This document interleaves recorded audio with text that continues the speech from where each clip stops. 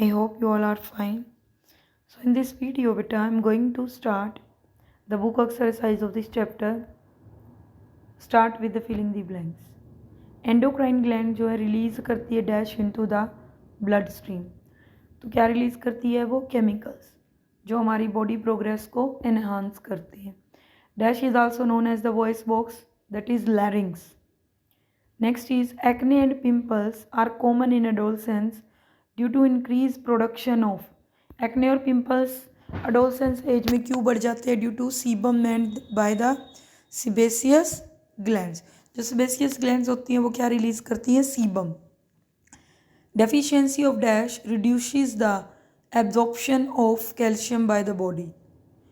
अगर vitamin D नहीं होगा बेटा तो हमारी बॉडी में कैल्शियम का एब्जॉर्प्शन नहीं होगा और हमारी हड्डियाँ क्या हो जाएंगी, वीक हो जाएंगी. Dash hormone is essential for metamorphosis to happen in a frog. So that is thyroxine.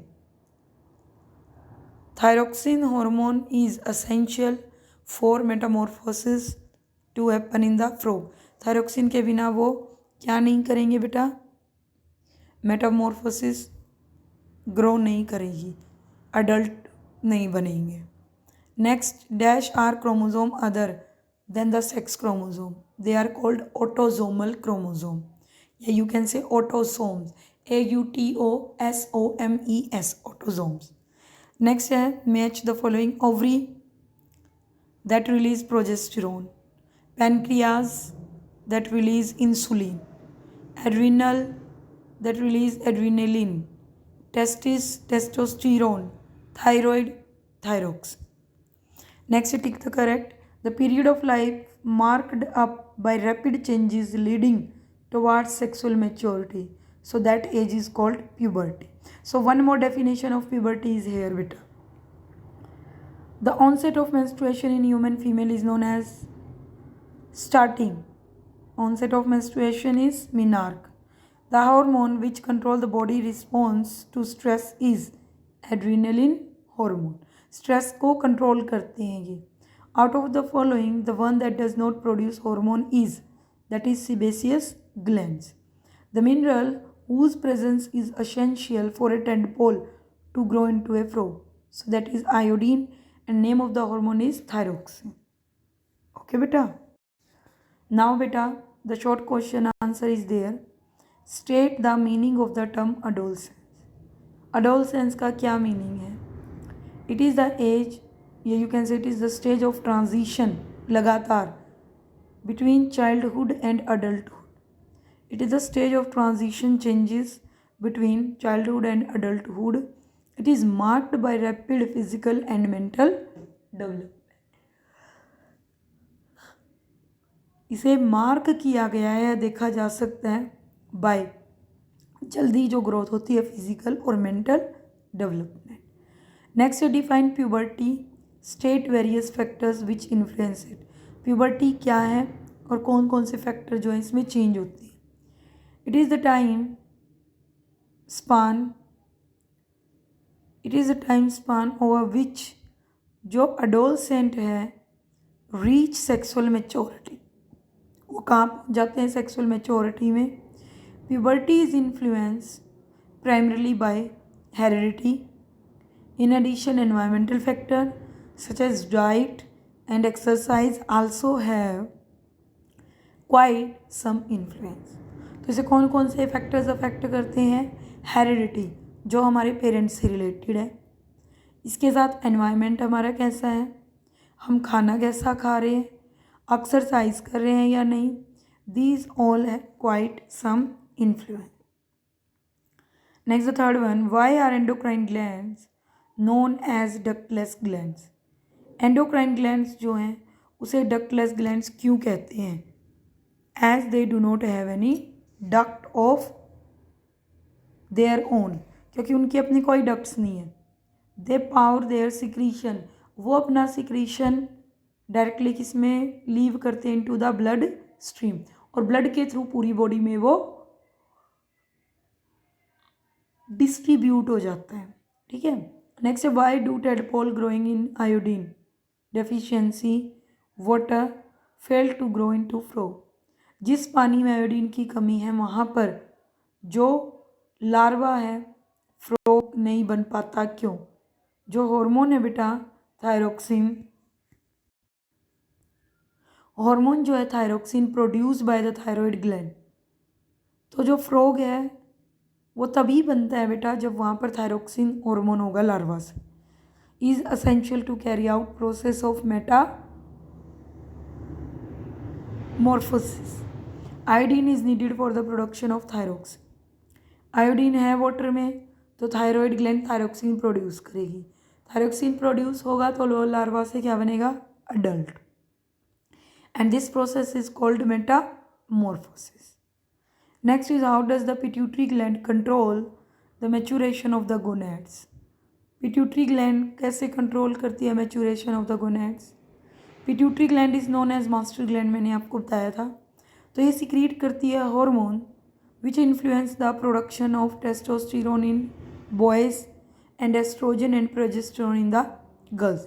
ये हार्मोन रिलीज होते हैं ब्लड में and start the rapid maturation of the gonad को मैच्योर करते हैं सेक्स क्रोम ऑर्गन्स को।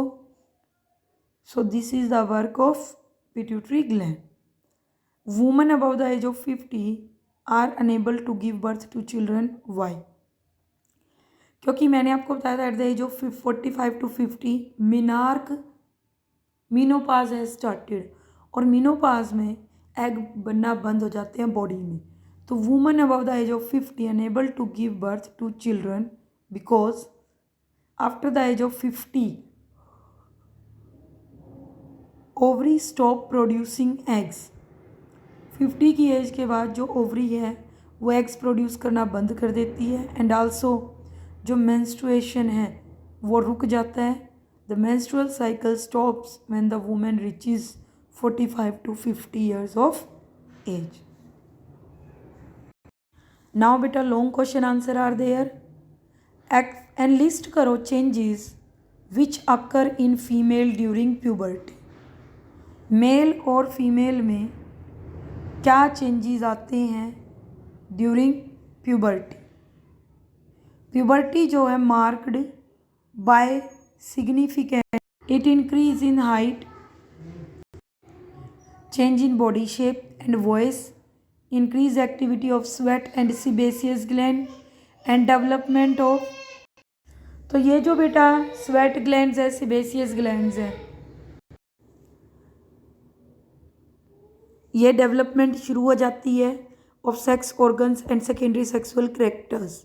तो ये सारे जो चेंजेस है बेटा that occurs during the puberty in both male as well as in females. Next question is Arun जो है और उसकी सिस्टर पूर्णिमा बोथ टीनेजर्स हैं। Aruna observe a swelling in her neck following which she visits to a doctor. उसकी गर्दन में सूजन आ जाती है, वो डॉक्टर के पास जाती है। डॉक्टर बताता है कि ये जो डेफिशिएंसी डिजीज़ है इसको मेडिसिन लो अकॉर्डिंगली। और कुछ महीने बाद उसने ऑब्जर्व किया small protrusion on his throat, अपने गले पर, एंड विजिट टू डॉक्टर।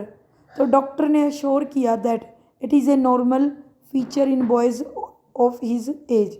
उसने बताया कि ये नॉर्मल होता है इस एज में, ठीक है। तो आइडेंटिफाई करना है इस डिजीज़ को अरुणिमा को जो सफ़र कर रही थी। सो बेटा ये जो डिजीज़ है it is caused if enough thyroxine is not release by the thyroid gland. Thyroid gland अगर थायरोक्सिन हार्मोन प्रोड्यूस नहीं कर रही है तो थायराइड ग्लैंड में स्वेलअप हो गई और उस एक बल्ज बना दिया गले में, गर्दन में, ठीक है। तो it is usually occur due to the deficiency of iodine in the diet. Next है why do you think that no medication was prescribed for Arun. Arun के लिए क्यों नहीं कोई दवाई बताई बेटा? क्योंकि वो जो हो रहा है उसे वो टीनेजर्स में लैरिंग्स बड़ा हो रहा है, तो बिगर होगा प्यूबर्टी के दौरान तो ये बाहर की तरफ निकलेगा। तो this is caused Adam's apple code. Discuss how the sex of the unborn child get determined in human being. जो गैमेट्स हैं half the number of chromosomes होता है as that of cells occurring.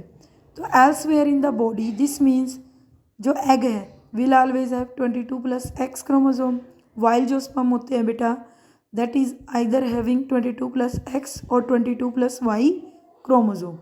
तो look at the structure, X और X के साथ अगर women's के एग कंटेन करते हैं सारे एक्स, ठीक है, और वो मेल के एक्स से ही क्या करते हैं, फर्टिलाइजेशन करते हैं, तो जो न्यूबॉर्न बेबी बनेगा that will be a girl.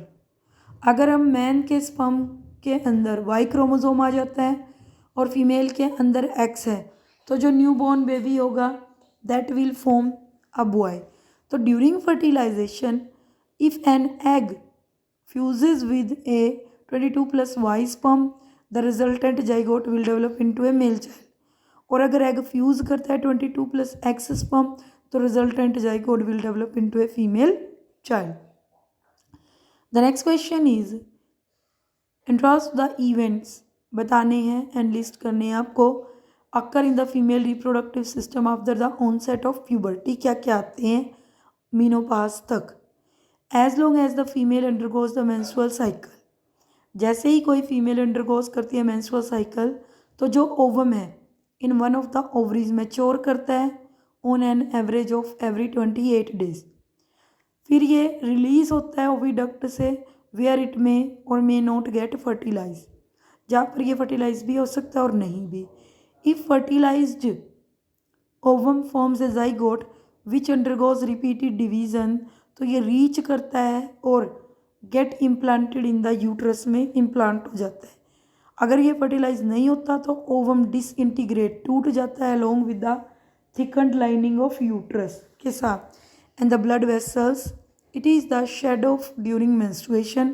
This whole cycles occurs every month. Highlight the importance of exercise and good personal hygiene during adolescence. Exercise का और गुड हाइजीन का क्या इंपॉर्टेंस है एडोलसेंस में। Bathing daily, use of proper soap, maintaining dental and oral hygiene, care of the eyes and ears and proper grooming are some of the habit of adolescence of the need to be followed. Physical exercise जो है stimulate करती है growth process और keep करती है individual को fit. तो it also help in better digestion of and more efficient elimination of toxins. Toxins को बाहर निकालती है, बॉडी में डाइजेशन में हेल्प करती है और इम्प्रूव करती है ब्लड सर्कुलेशन को और इंक्रीज करती है रेस्पिरेटरी एफिशिएंसी ऑफ लंग्स को। So it is also important that the stress and strain of the adolescence जो है वो रिमूव हो जाए। इज दैट क्लियर बेटा?